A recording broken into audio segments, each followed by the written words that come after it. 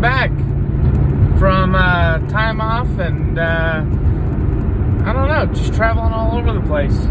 So this is the first podcast back for the start of the next work week, but work's been really crazy.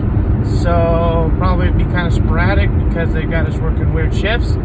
But yeah, right now I'm driving home and it's snowing outside, and of course I'm driving the M5. That made a lot of sense to me when I left the house today when it wasn't snowing, but I'm paying for it right now.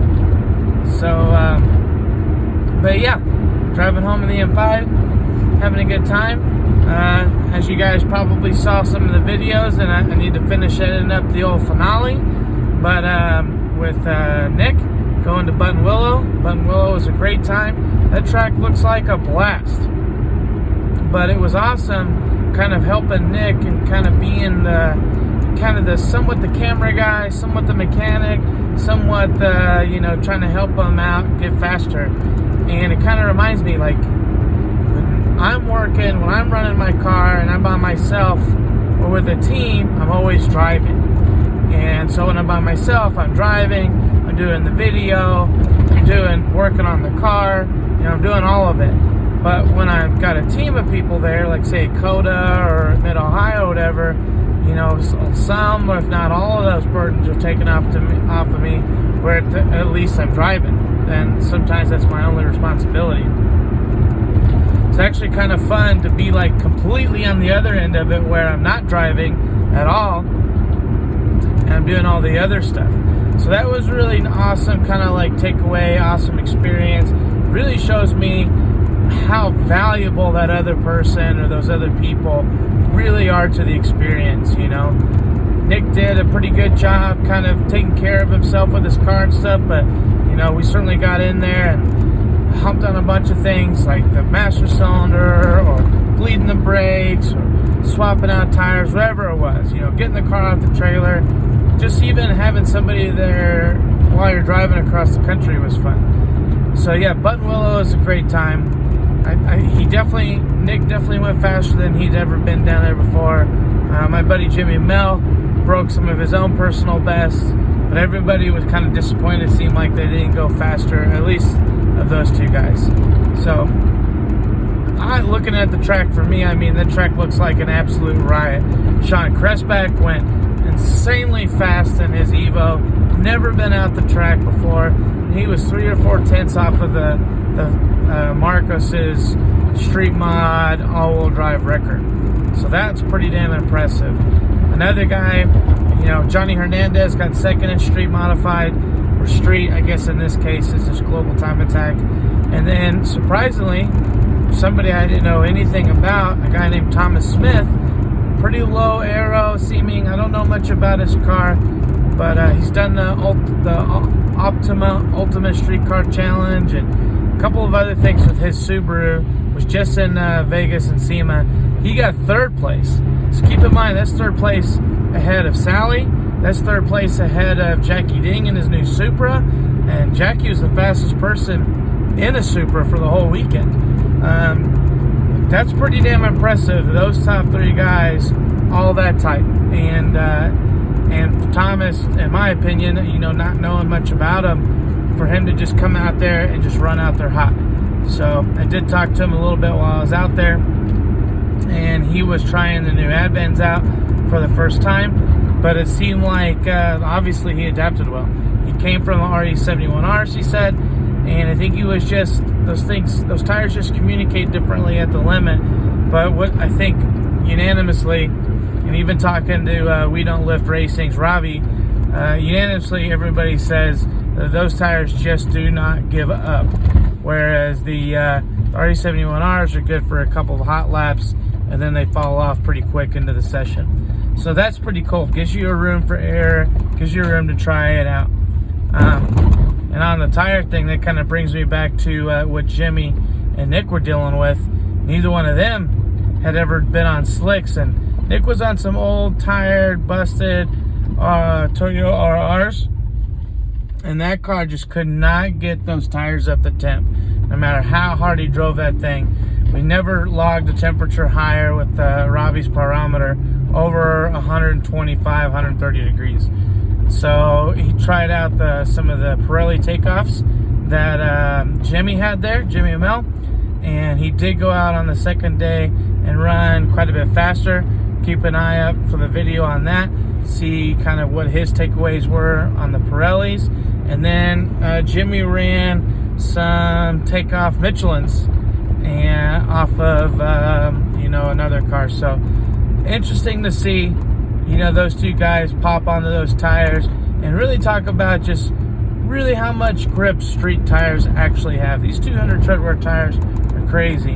Granted, these are compared to tires that are used, tires that could be at the end of the life cycle or worse, like the Toyo RRs. The Toyo RRs just have so little grip that they won't even heat up. So just stuff like that. So at least they both got faster and had a good time. But other than that, I mean, the trip was great. The sights are good.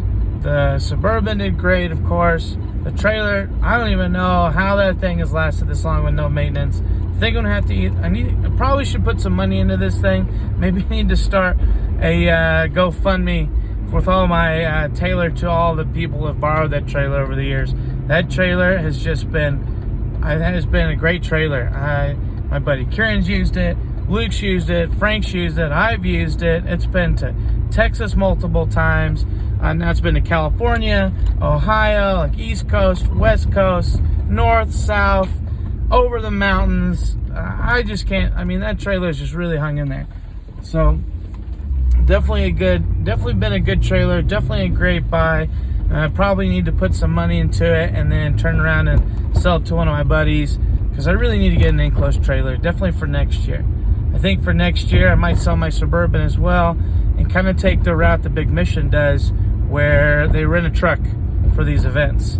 So I've got some time to figure that out. It would be really awesome to buy an RV. I think I've seen them before, diesel pushers, older, but with, less than 100,000 miles. See these diesel pushers going for about 10,000 bucks. You get terrible fuel economy, of course, but you could throw, any trailer in the back of that thing and kind of have like a rolling house. So that would be super sweet. But as far as business side goes, today I made business cards, and I'm pretty excited about getting those things in the mail. Going to PRI, hopefully to talk to a handful of vendors. You're going to see me sneeze on camera. It's going to be really weird. Okay, it went away. You scared it out of me. But anyway, going to PRI, excited to be just throwing those cards out. I mean, it's disappointing it's not in Vegas, because I think in Vegas they've mastered the business cards to the point where they're just thumbing these things out at you at the street, and you're just, oh God, like quit with these things. But yeah, so it'll be in Indianapolis, I think December 12th or the 14th. So we'll be there at PRI. I'm super excited about these business cards. Super pumped to show you guys when I get them. Hopefully they turn out good. But they're just business cards. I really want to make like a hero card that kind of, more like a 3x5 or something like that. Something I can bring with me to the trek that's kind of got my sponsors for the season on it. Something I know this is going to sound really silly right now, but something I can sign for whoever, just leave in my car so people can come and get them. So I think it's good. I think it's fun. I mean, you go to the hill climb, they have these things, and a lot of people use them, and they're just fun, kind of like following your favorite drivers, and little stuff like that. Keith James has really been challenging me to try and come up with some shirt ideas.